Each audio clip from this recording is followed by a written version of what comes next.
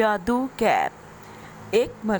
ایک جگہ جو شہر سے زیادہ دور نہیں تھی، وہاں گوگو رہتا تھا۔ وہ ایک بہت ہی ہوشیار چھوٹا سا لڑکا تھا۔ گوگو کی والد کی بہت ہی بڑی دکان تھی، ٹھیک شہر کے بیچوں بیچ۔ حالانکہ گوگو ایک بچہ تھا، اس کے والد اکثر اسے اپنی غیر حاضری میں وقتاً فوقتاً دکان کا کام سونپ کر جاتے تھے۔ وہ چیزوں کی فروخت میں ماہر تھا، اس کا حساب بھی اچھا تھا۔ وہ چیزوں کو اچھے سے فروخت کرتا اور منافع بھی کماتا۔ گوگو کے والد بھی اس کے اس ہنر کے واقف تھے، لیکن وہ اپنے فرزند کے لیے فکر مند تھے۔ گوگو نے مجھے بتایا کہ آج اس نے کافی زیادہ منافع کمایا۔ وہ اچھا کام کر رہا ہے۔ اوہ، مجھے بہت اچھا لگے گا۔ وہ ایک بڑا کاروباری بن کر سامنے آئے گا۔ یقیناً وہ اچھا کام کر رہا ہے، باپ بولا، لیکن ہمیں اس کی احتیاط برتنی پڑے گی۔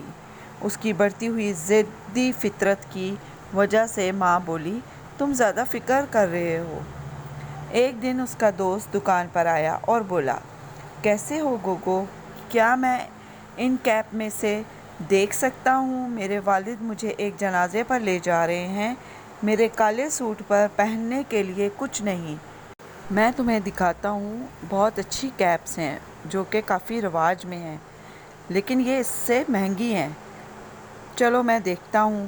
اس نے خرید لی۔ پھر جب گوگو کے والد آئے تو گوگو نے بڑی خوشی سے بتایا کہ آج میں نے اتنے عرصے سے بڑی والی کیپ نہیں بیچی تھی، وہ آج بیچ دی ہے۔ تو اس کے والد نے پوچھا، کس کو دی ہے؟ گوگو بولا کہ اپنے دوست کو۔ دوست کا سن کر غصہ آیا کہ جنازے پر کون یہ کیپ پہن کر جاتا ہے؟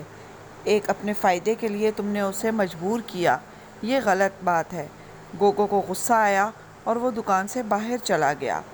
والد بڑے فکر مند تھے، انہوں نے اس کے لیے دعا کی تو گوگو کو رات خواب میں آیا کہ ایک پری آئی ہے، وہ اسے ایک طلسمی کیپ دیتی ہے اور بولتی ہے کہ جب اسے پہنو گے تو ایک سونے کا سکہ ملے گا، لیکن 3 دفعہ سے زیادہ پہنو گے تو تمہارا قد 1 انچ کم ہو جائے گا۔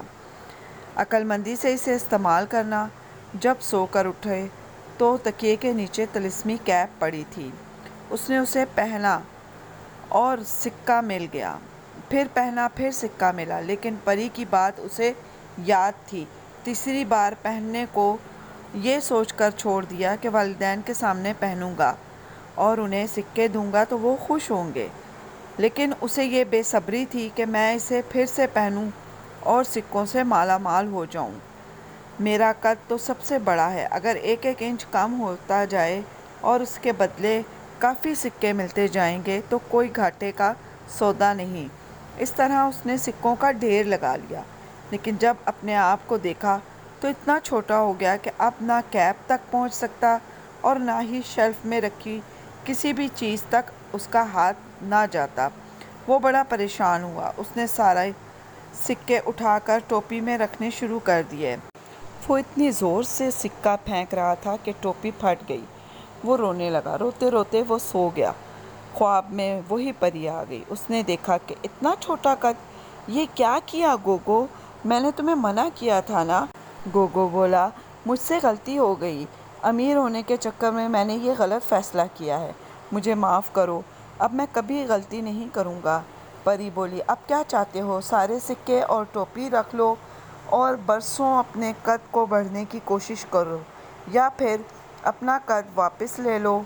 گوگو فوراً بولا، اپنے سکے ٹوپی لے لو، میرا قد مجھے لوٹا دو، میری دکان ہے، میں خود کی محنت کر کے سکے کما سکتا ہوں۔